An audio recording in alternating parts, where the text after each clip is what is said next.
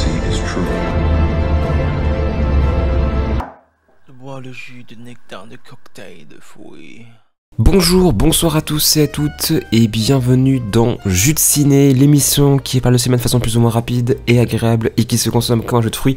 On se retrouve aujourd'hui pour le 43e numéro de Jus de Ciné qui sera consacré au mois de mars et avril 2024. Encore une fois, je n'ai pas réussi à faire une émission pour le mois de mars et une émission pour le mois d'avril, donc je combine les deux mois et je pense que finalement je vais garder tous les 2 mois.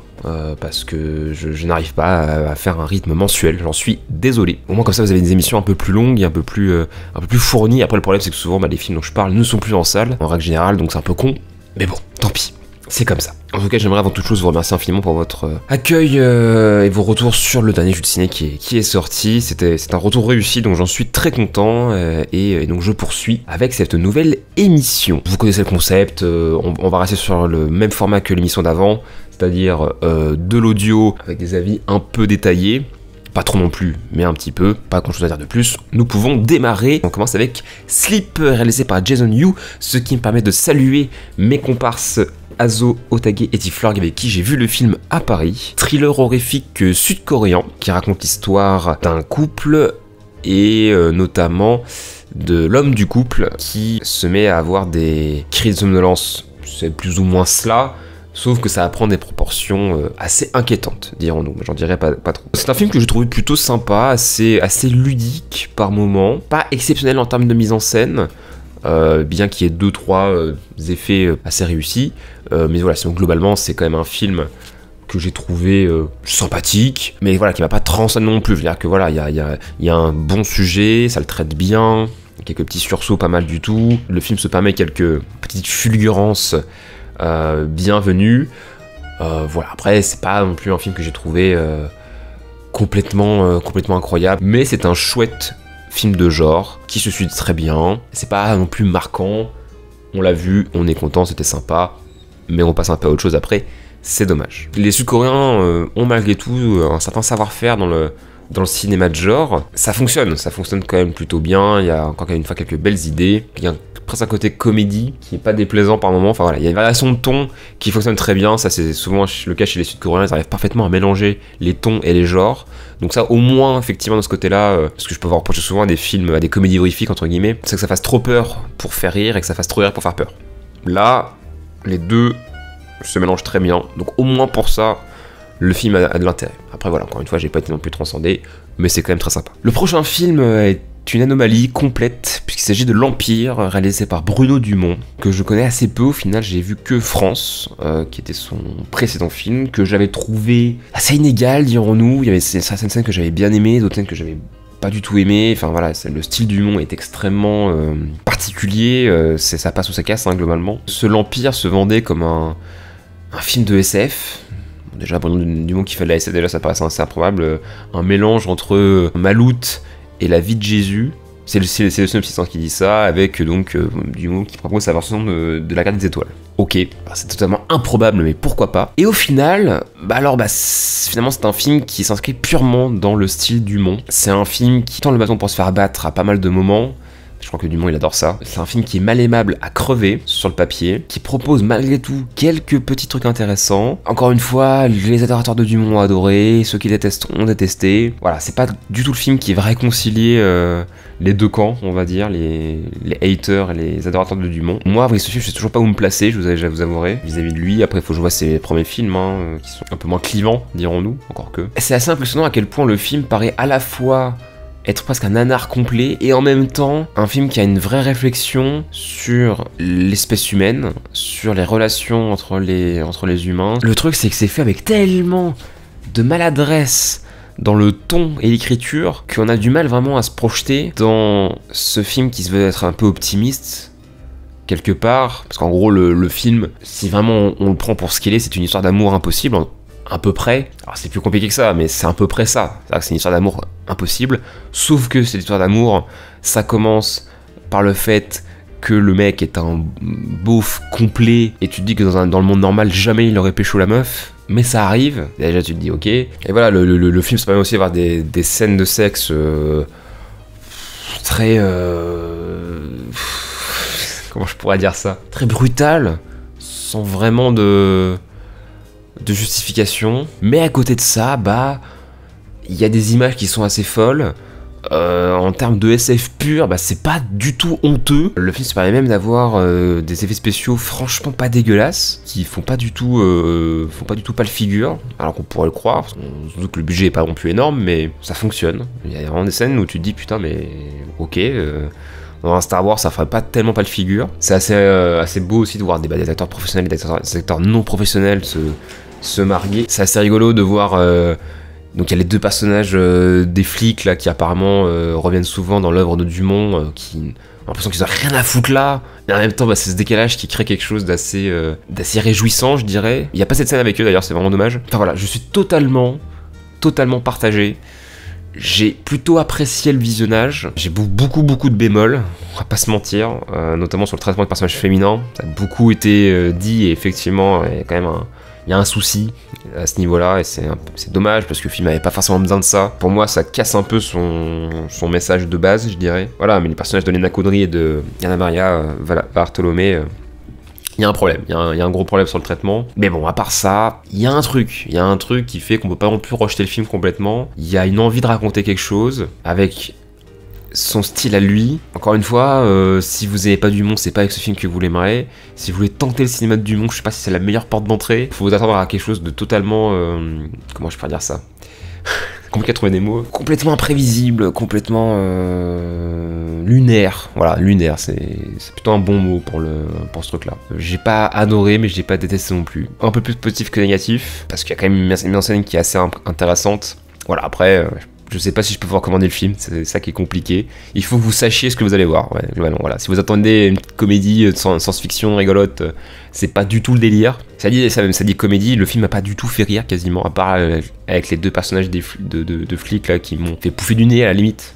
À la limite, mais pour moi je trouve que le film est pas du tout drôle, donc déjà pour moi l'aspect comédie est raté, entre guillemets. Par contre l'aspect SF m'a plutôt convaincu. Bon, c'est déjà pas mal. À voir, ou pas. Pas vous dire mieux. Argyle, réalisé par Matthew Vaughn. On va aller vite sur celui-là parce que généralement les films que j'aime pas, j'ai pas envie de m'attarder dessus. J'ai pas aimé du tout. Je trouve ça bête et moche. Je trouve que ça se fout de la gueule de son spectateur. Je trouve qu'il n'y a aucune idée. Ou alors quand il y a une idée, il la répète 15 fois pour même faire comprendre qu'il a une bonne idée. Ça veut se la jouer twist sur twist pour nous surprendre et pour nous dire regardez comment ça est malin et bien écrit. Non, c'est nul à chier, les personnages sont inintéressants, et puis c'est moche, surtout c'est moche, putain, il y a 200 millions de budget pour ce truc, et c'est dégueulasse. Mais vraiment, le traitement des effets spéciaux dans le cinéma américain, il y a vraiment un gros problème, hein. C'est de pire en pire. Je sais pas ce qui se passe, mais vraiment, il y a un truc à faire là, parce que vraiment, c'est terrible. Je sais pas à quoi il est dû, mais il y a un vrai gros souci. Il faut laisser le temps aux équipes techniques de travailler, parce que là, c'est juste pas possible, quoi. C'est vraiment immonde. 200 millions de budget, c'est une honte. Limite, les effets spéciaux de l'Empire sont mieux faits. C'est vous dire.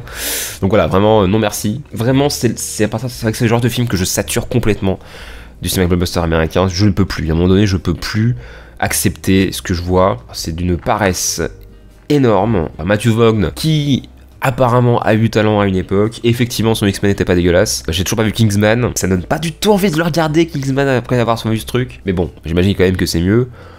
Voilà, bref, passe à autre chose. Merci. Le successeur réalisé par Xavier Legrand, que j'avais très envie de voir dès qu'il a été annoncé, parce que Xavier Legrand, dont le premier film était Jusqu'à la garde, qui était un excellent film français. Et donc là il revient avec un... comment je pourrais dire ça? Ouais, un mélange de drame et de thriller, on va dire, j'ai pas le mot. Un film, encore une fois, assez surprenant dans son traitement, qui je sais a beaucoup décontenancé vis-à-vis des réactions de son personnage principal. Moi ça m'a pas du tout perturbé, j'ai été embarqué dans le film. Je trouve que c'est très bien construit, je trouve qu'il y a beaucoup de belles idées de mise en scène, je trouve que le film arrive vraiment à proposer quelques éléments de genre, encore une fois l'air de rien, ça m'a un peu fait penser à Martyr par moment, bon alors beaucoup moins violent et radical, mais dans l'imprévisibilité du truc, dans le mélange des genres qui arrive en une scène parfois, et moi j'adore ça en règle générale, surtout quand c'est bien fait, et là c'est bien fait je trouve. Non, je trouve que c'est extrêmement bien construit, je trouve que les informations qui nous parviennent petit à petit, je trouve que c'est parfaitement géré jusqu'à arriver. Donc le climax pour moi c'est une scène d'enterrement que je trouve incroyable, où vraiment le choix de la musique, le choix des images, le choix de l'ironie dramatique, dirons-nous, je trouve ça incroyable comme idée, je trouve ça génial, j'adore ce genre de scène. Donc la scène de l'enterrement m'a enthousiasmé à donf. Pardon, je parle comme un jeune de 15 ans, je suis désolé. Je comprends les faiblesses du truc, je comprends que effectivement c'est pas ultra crédible par moment, mais je sais pas, moi j'ai accepté, j'ai été embarqué, et j'ai trouvé ça vraiment très solide. Et surtout ce qui est cool, c'est que voilà, on a des acteurs qu'on voit pas beaucoup, des acteurs qui sont très rares dans le paysage audiovisuel français, et ça change et ça fait du bien aussi de voir des nouvelles têtes. Et je trouve que l'acteur principal s'en sort très très bien. Donc voilà, moi je peux comprendre qu'on n'aime pas le film, moi je l'ai aimé, je l'ai trouvé vraiment solide et je vous le recommande. Voilà, ça n'a rien à voir avec Jusqu'à la garde pour le coup, si vous avez vu et aimé Jusqu'à la garde, ça n'a rien à voir. Mais pour moi ça confirme que Isabelle Legrand est un cinéaste extrêmement intéressant et j'ai déjà très hâte de voir son prochain film.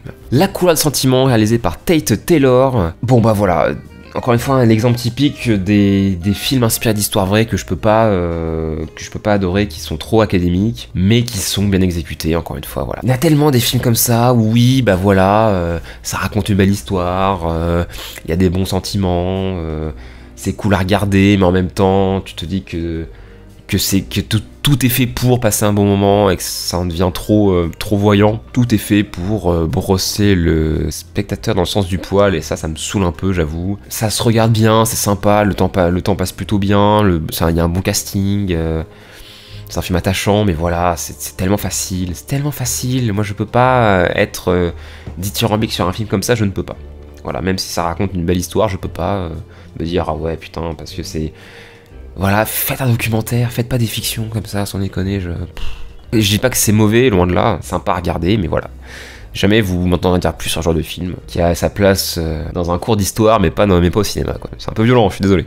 Mais bon, ça reste sympa malgré tout. La Demoiselle et le Dragon, réalisé par Juan Carlos Fresnadillo, film original Netflix avec Millie Bobby Brown, qui veut encore nous faire croire qu'elle peut avoir une carrière, ou plutôt c'est Netflix qui veut nous faire croire qu'elle peut encore avoir une carrière. Wait and see, hein, mais moi j'y crois pas trop. Bref, que dire de ce film? J'ai vu pire. Au moins, il y a une originalité dans le traitement, notamment au début, il y a une petite surprise vers le début qui est pas désagréable, qui est plutôt bienvenue. Voilà, après ça reste assez basique, mais ça se mate, voilà, c'est un film Netflix, voilà, c'est un peu typiquement le genre du film Netflix, c'est-à-dire que ça se mate, mais d'une heure après tu l'as oublié, moi je l'ai déjà oublié. C'est pas honteux, c'est correctement fait, franchement pas emballant non plus. Voilà, on passe vite à autre chose, encore une fois c'est pas essentiel je pense, c'est le genre de film voilà, qui sort, ça devient un événement pendant 2 jours, après on passe à autre chose, merci Netflix pour ça, voilà. La salle des profs réalisée par, oula attendez, Ilker Statak, alors je sais absolument pas comment ça se prononce, je suis absolument navré, c'est un cinéaste allemand, mais alors vraiment, je ne sais absolument pas du tout comment ça se prononce, je suis désolé. Finalement, du coup, la salle des profs, qui raconte l'histoire d'une professeure, ça alors, qui va être un peu dans la tourmente, on va dire, suite à un événement qui implique du vol et un enregistrement non consenti, dirons-nous. C'est un film que j'ai trouvé plutôt efficace, c'est un film que j'ai bien aimé. Encore une fois, ce que j'aime bien, c'est que c'est un drame pur, mais en même temps, il y a quelques petits éléments de thriller disséminés ici et là. Il y a une tension qui se développe petit à petit, qui est pas désagréable. Je trouve que ça joue bien, je trouve que l'actrice principale notamment est assez convaincante. C'est le genre de film, si vous avez l'intention d'être prof, je sais pas si c'est le film à regarder, parce que c'est un peu le truc qui pourrait vous décourager d'être prof, justement, parce qu'il arrive tellement d'injustice à cette pauvre prof que ça donne pas très envie de s'engager là-dedans. Voilà, c'est un film qui est assez cruel par moments, c'est un film qui va vous remuer, voilà, là, pour le coup, c'est pas un film qui est facile d'accès, c'est pas un film qui va vous avancer dans le sens du poil, bien au contraire, et ça fait du bien aussi d'être un peu bousculé. Voilà, c'est pas non plus parfait, il y a quelques petites erreurs d'écriture, notamment dans la fin, d'ailleurs la fin principalement est assez étrange, dirons-nous, pour pas dire un peu raté, mais globalement, voilà, le film se tient bien, c'est pas trop long, c'est efficace, ça se suit très bien, c'est bien foutu. La salle des profs, si vous l'avez pas vu, je vous le recommande. Gros morceau, le prochain, Dune, deuxième partie, réalisée bien évidemment par ce cher Denis Villeneuve. Alors, Dune. Que dire de Dune? Alors il y a 2 choses, je pense que je mettrai ça en description, et déjà j'avais fait un débat avec les chers Otage et Psycho Jace sur Dune, justement. On avait principalement parlé du film de Villeneuve, enfin la première partie, en fait, tout bêtement. On avait aussi parlé plus longuement de Dune au-delà de ça. Et j'ai aussi fait un jeu de ciné spécial avec Marie sur Dune. Donc là, on parle du film de Lynch, on parle du bouquin, on parle de la mini-série, et on parle donc du film de Villeneuve, donc c'est assez complet comme retour. En ce qui me concerne, pour ce deuxième partie de Dune, alors pour rappeler très vite fait, j'ai lu le bouquin que j'ai beaucoup aimé, le film de Lynch, je trouve qu'il a trop mal vieilli, mais il y a un truc. C'est un film qui ne pouvait pas marcher, parce que seulement 2 heures pour adapter tout Dune, c'est impossible, parce que fait dans une période où les effets spéciaux n'étaient pas encore assez développés, mais il y a un univers, il y a quelque chose, c'est pas désagréable à regarder malgré tout, il y a de l'idée. La mini-série, c'est l'adaptation la plus fidèle du truc, voilà, après encore une fois, adaptation fidèle ne veut pas dire forcément de qualité, mais non, c'était assez sympa à voir, là pour le coup les effets spéciaux c'est limite encore pire, parce que là on est au début de la 3D, avec un budget de mini-série, donc évidemment c'est dégueulasse, mais encore une fois, voilà, le casting était plutôt bien, voilà, après voilà, c'est vraiment filmé façon téléfilm, hein, donc à l'époque les séries n'avaient pas autant d'ambition qu'aujourd'hui, donc forcément c'est pas vraiment du cinéma quoi, enfin c'est mini-série quoi, je veux dire, c'est filmé assez platement, voilà, ça n'a pas l'envergure de Lynch de ce côté-là, mais au moins c'est adapté correctement le matériau de base, et ça reste à ce jour la meilleure adaptation du bouquin, en termes de fidélité, j'entends. Parce que donc ce Dune partie 2 confirme en fait la partie 1, hein, c'est-à-dire que vraiment Villeneuve, on ne se fait pas chier avec beaucoup de trucs du bouquin, c'est un choix, libre à lui, une volonté pure de simplifier l'univers, ok, pour que ça s'ouvre au plus grand monde, ok, il a resté son coup, hein, c'est 2 énormes succès. Tout ça pour dire que sur le moment j'étais assez enthousiaste, le spectacle était totalement assuré, 2h40 qui passait relativement vite, énormément de fulgurance. Moi j'ai beaucoup aimé toute la séquence sur la planète Harkonnen avec cette espèce un peu de filtre noir et blanc assez... Enfin pas noir et blanc, ouais si c'est noir et blanc, enfin... Ou non, c'est plutôt j'allais dire du négatif. Non, voilà, ce que j'aime bien, c'est que je sais pas comment il a fait. Je sais pas comment il a fait pour avoir ce rendu là, mais je trouve que ça donne une puissance aux images assez folle. Il y a un bon casting, il y a certaines séquences qui sont très impressionnantes, la musique est toujours très très bonne, ça fonctionne très bien. Mais après, en y repensant un peu, les jours ont passé, et je me suis dit, ah ouais, quand même, il y a ça, puis il y a ça. En fait, le souci que j'ai un peu avec le film, mais avec la première partie aussi un petit peu, c'est que le problème, c'est qu'il veut rendre tout ça trop classe, en fait. Le problème, c'est que vraiment... J'ai l'impression que parfois le film est un peu conçu pour devenir une usine à mème, notamment avec le Lisan Al-Gaïb là. Il y a un truc qui me gêne sur le côté promotionnel, sur le côté marketing en fait. Déjà le casting, c'est un casting 5 étoiles quoi, je veux dire qu'il n'y a que des têtes d'affiche quasiment. Donc déjà forcément, il y a une volonté évidemment de barrasser très large en termes de public. C'est un défaut entre guillemets inhérent au premier, donc c'est pas non plus, faut pas non plus attaquer ce film là pour ça. Mais voilà, enfin encore une fois, il y a une esthétisation à outrance par moment qui me gêne un peu. Là où Dune n'est pas censé être un univers classe. Encore une fois, même les Harkonnen sont pas censés être stylés, quoi. Je veux dire, notamment le Baron, quoi. Les adaptations précédentes l'avaient mieux compris, selon moi. Donc je sais pas, enfin, il y a encore un truc qui me perturbe, quoi. Et puis finalement, je trouve qu'en termes d'écriture, c'est parfois un peu lourd. Je trouve qu'il y a des évolutions de personnages qui sont pas très réussies. Je trouve qu'on perd un peu...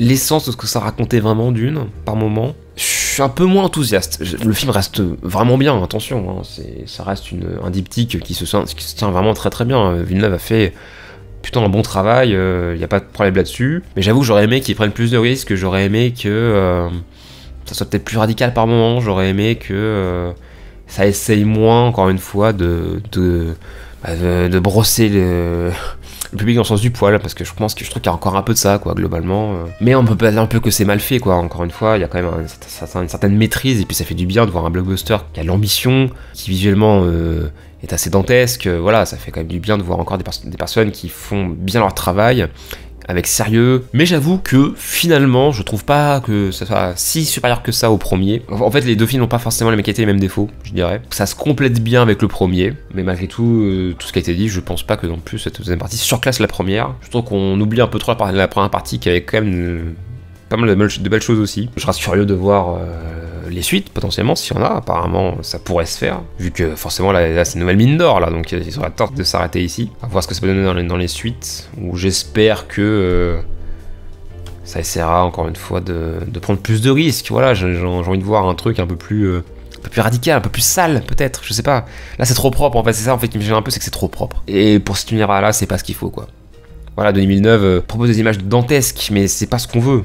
On veut aussi un peu du sale, quoi. Je sais pas si on comprend ce que je veux dire, mais bref. Ça reste vraiment bien. Évidemment, si vous l'avez toujours pas vu, bah, voyez-le, bien sûr, ça reste de grande qualité. Et ça fait du bien de voir ça, évidemment. Blue Giant, réalisé par Yuzuru Tashikawa, adaptation de manga que je ne connaissais absolument pas, qui raconte l'histoire d'un jeune saxophoniste, Dan, qui rêve de devenir le plus grand saxophoniste du monde. Tout bêtement, ou même d'ailleurs le plus grand jazzman du monde, hein, je crois, surtout. Et donc il va monter un groupe avec d'autres personnes, un peu par hasard, et on va avoir un peu leur ascension, etc. Avec les périodes de doute, avec machin. Bref, j'ai adoré le film. Voilà, j'ai trouvé ça génial. Je trouve que déjà il y a un amour de la musique qui se sent à chaque seconde du long métrage. Et effectivement, c'est une histoire assez classique de ascension, chute, puis climax. Mais ça fonctionne très très bien, encore une fois. Enfin, vraiment, j'ai trouvé ça assez génial. Je trouve qu'en termes d'animation, je sais que ça a pas mal dérouté parce qu'il y a certaines séquences un peu en 3D. En moment des prestations musicales qui ont un peu dérouté. Moi j'étais dedans, je trouve qu'il y a une véritable énergie parce que le film se permet des fulgurances visuelles par moments, comme si la musique en elle-même était un personnage à part entière. Je trouve que c'est une très belle idée, je trouve que c'est parfaitement rendu à l'écran, je trouve que c'est très bien écrit, les personnages sont ultra attachants, extrêmement humains, je trouve que ça ne force pas sur les traits de caractère, je trouve que il y a une vraie bonne dynamique. Et voilà, enfin, il y a des passages musicaux qui sont absolument transcendants. C'est un film où c'est compliqué de rester statique, de rester stoïque face à ce qu'on voit. On est obligé un petit peu de s'ambiancer, on est obligé un peu de bouger. C'est très bien foutu, ça m'a donné envie de lire le manga carrément. Non, je sais pas quoi dire de plus, quoi. C'est passé totalement inaperçu et c'est bien dommage. Moi, dès que j'ai vu l'annonce, je me suis dit qu'il y a l'air d'avoir un truc intéressant. Alors après, voilà, faut aimer le jazz évidemment, ou du moins un peu. En tout cas, de pas le détester, parce que sinon ça peut... Vous pouvez peut-être passer un peu à côté, ce que je peux comprendre. Mais voilà, après c'est... Au-delà du jazz, c'est la musique en elle-même. Il faut être juste amateur de musique et je pense quand même qu'on peut largement y trouver son compte. Très bonne surprise, Blue Giant, je vous le recommande. Le Grand Magasin, réalisé par Yoshimi Itazu, encore un film d'animation japonais, qui là je crois n'est pas du tout une adaptation de manga... Non, là, c'est une adaptation de BD, là, apparemment. Ah non, c'est un manga, j'ai rien dit. Non, c'est aussi un manga, pardon. Alors, Le Grand Magasin, qui est sorti toute fin 2023, qu'on a pu rattraper au cinéma. Et alors, je m'y attendais pas, mais je m'attendais vraiment au truc le plus niais du monde, avec aucun obstacle, où vraiment tout allait être tout beau, tout mignon, machin. Oh là là, le monde il est magnifique et tout ça. Alors, il y a un peu de ça, mais le film m'a eu parce que je m'attendais pas à ce qu'il soit aussi émouvant. Au point que vraiment, à la fin du film, j'étais à deux doigts de lâcher de larmes. Et vraiment, je l'ai pas vu venir. Parce qu'effectivement, au début, je me disais, putain, mais qu'est-ce que je fous là, je vais m'emmerder à mourir. Ça a l'air vraiment très mielleux, très niais. Mais finalement, au fur et à mesure, le film m'a eu. En termes d'animation, c'est pas très abouti, c'est pas très beau. En termes d'écriture, c'est pas toujours très, très inspiré. On a un peu ce sentiment parfois que ça raconte pas grand chose. On a aussi... certains disaient que le film était quand même assez capitaliste, dans le sens où, en gros, c'est regardez, venez dans les centres commerciaux, dépensez toute votre thune, regardez comme on vend du rêve aux gens, alors que bon, il veut juste que vous achetez des trucs, hein, c'est tout. Bref. Donc là, ça va être un peu une vision un peu trop utopique, on va dire. Voilà, après on laisse ça tomber 2 secondes, on se laisse emporter, et puis c'est très mignon, c'est émouvant, c'est drôle, et ça fonctionne. Voilà. C'est un chouette moment, c'est-à-dire qu'1h10, en plus ça passe très très vite. Je m'attendais vraiment pas à être ému, mais j'ai été ému, et le film m'a charmé. Voilà, je l'ai pas vu venir. Bravo film. Vampire humaniste cherche suicidaire consentant. Quel titre génial. Film réalisé par Ariane Louis XVI. Film québécois. C'est ma québécois qui nous avait régalé récemment, je le rappelle, avec Les Chambres Rouges, le génial Les Chambres Rouges. Et donc là, comédie horrifique, pour le coup. Donc avec l'actrice qui jouait dans Falcon Lake de Charlotte Lebon, Sarah Monpetit notamment. Tout est dans le titre. Hein. Une vampire ne veut pas tuer d'humains pour se nourrir, malgré la pression de sa famille. Elle va tomber sur un gars qui veut mourir. En achetant de bons procédés, elle va se nourrir avec lui, quoi. Elle va se nourrir avec lui, sauf que ça va pas vraiment se passer, ça va pas être aussi simple, on va dire. Il va se passer des péripéties, j'en dis pas plus. C'est un film qui est très charmant, le duo fonctionne bien. Je dirais que le film est parfois un peu balisé par moments. Le film de vampire, ça a jamais été, et je dis pas ça par rapport à Twilight, ça n'a rien à voir, mais au-delà de ça, le film de vampire n'a jamais été le truc que je préférais. Mais ça fonctionne bien, il y a un duo qui est attachant. Ça joue bien, il y a quelques mises en scène qui sont pas dégueulasses, et non, c'est assez charmant. Il y a quelques beaux dialogues, quelques beaux moments, assez drôle aussi par moments. C'est plutôt un beau film, voilà, qui se regarde bien. Encore une fois, c'est ma québécois régale en ce moment, avec encore un bon film. Voilà, c'est pas aussi marquant que Les Chambres Rouges, après c'est une question de goût aussi, j'imagine. Mais non, c'est quand même très très chouette et et à voir, selon moi. Il reste encore demain, réalisé par Paola Cortellesi, film italien qui a rencontré un immense succès en Italie. Alors que, faut quand même rappeler le contexte, pour dire que voilà, l'état du cinéma italien est assez incertain, dirons-nous. Le cinéma italien qui dans les années 50, 60, 70 était le meilleur cinéma du monde, comme diraient tous les cinéphiles de la planète. Je connais assez peu le cinéma italien à cette époque-là, mais il faudrait que je m'intéresse évidemment un jour ou l'autre.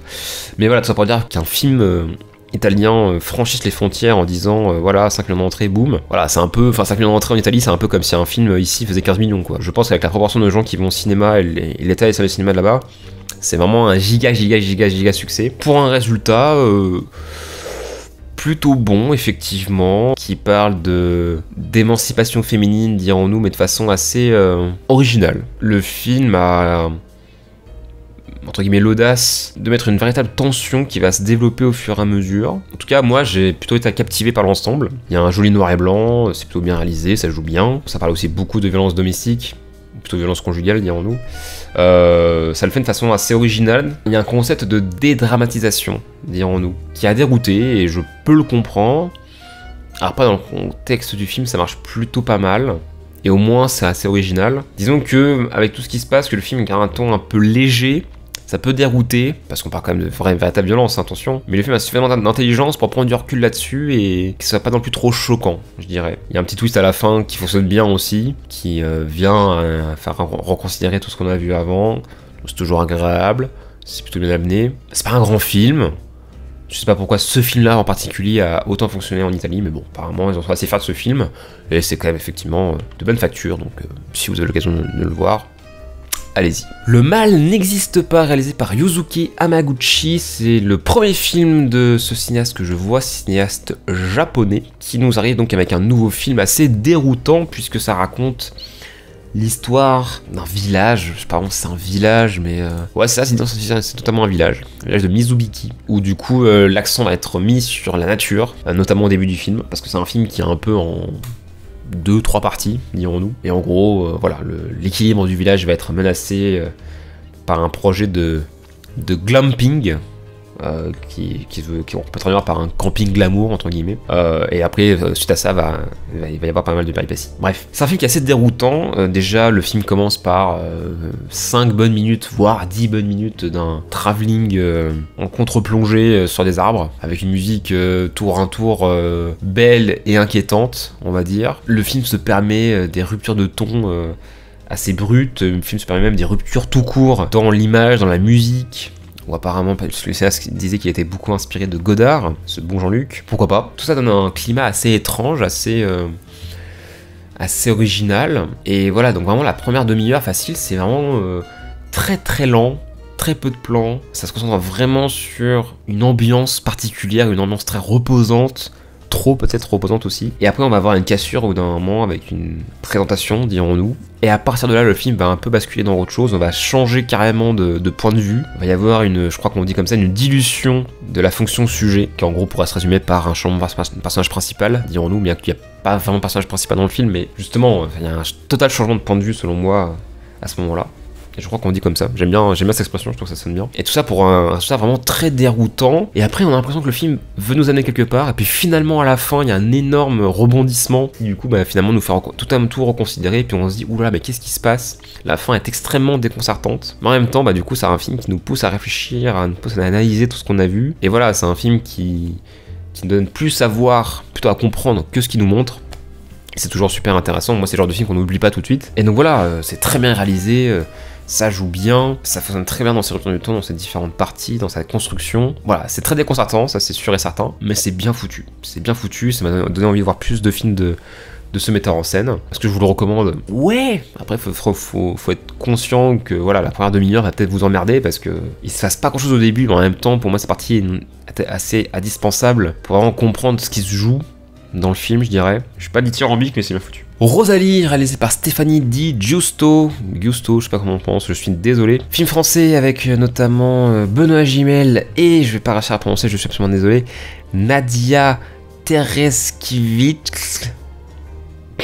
Je pense qu'on prononce comme ça. Bref, qui raconte l'histoire donc de cette femme à barbe dans un contexte où c'est pas très bien vu, encore qu'aujourd'hui je sais pas si c'est vraiment mieux, mais bref, autre sujet. Avec un bonhomme à jumelles qui nous ressort un peu le personnage de Dodin Bouffant. Moi j'ai beaucoup pensé à Dodin Bouffant quand j'ai vu Magimel dans ce rôle-là. Je trouve que c'est quasiment 2 rôles semblables presque. Le film est plutôt pas mal, plutôt bien construit, ça joue bien, même si je dirais que le casting est assez inégal, même si je dirais que c'est pas toujours très inspiré et pas toujours très cohérent dans son écriture, je dirais, notamment il y a des personnages qui parfois ont des réactions surprenantes, dirons-nous, ou parfois c'est pas toujours très logique, mais en même temps, il y a un certain charme qui se dégage de l'ensemble, et ça se regarde bien, quoi. Je sais pas quand j'ai à dire, en fait, sur le film, c'est assez terrible, mais c'est pas inintéressant.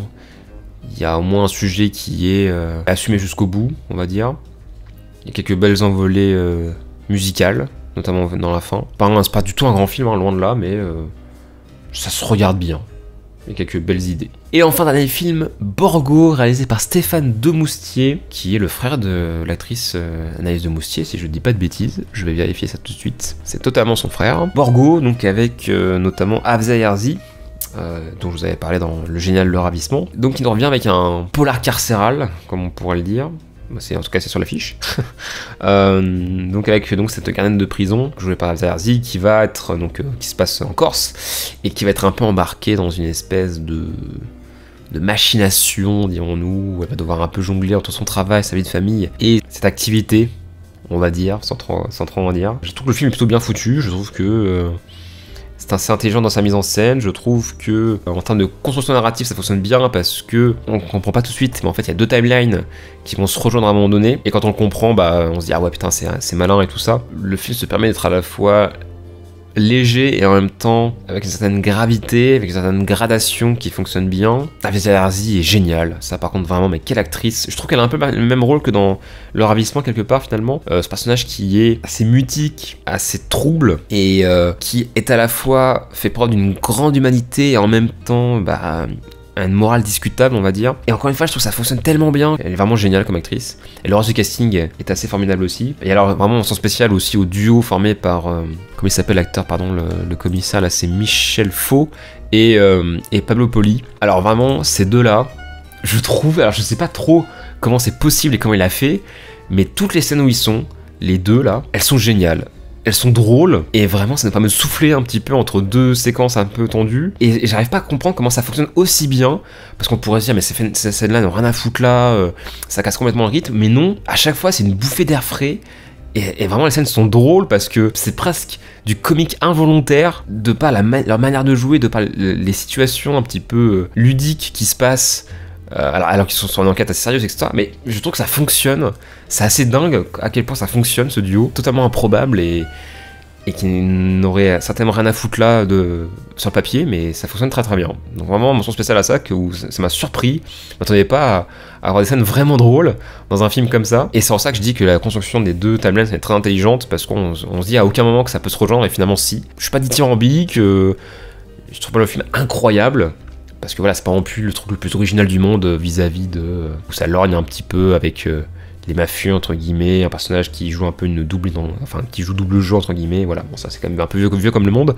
mais dans le contexte du film ça fonctionne bien, il y a quand même un contexte aussi sociétal, géographique, donc la Corse, etc., qui donne quand même un peu de force à l'ensemble, et un petit peu de caractère aussi propre au film, bien exécuté, bien fait, et drôle, très étonnamment.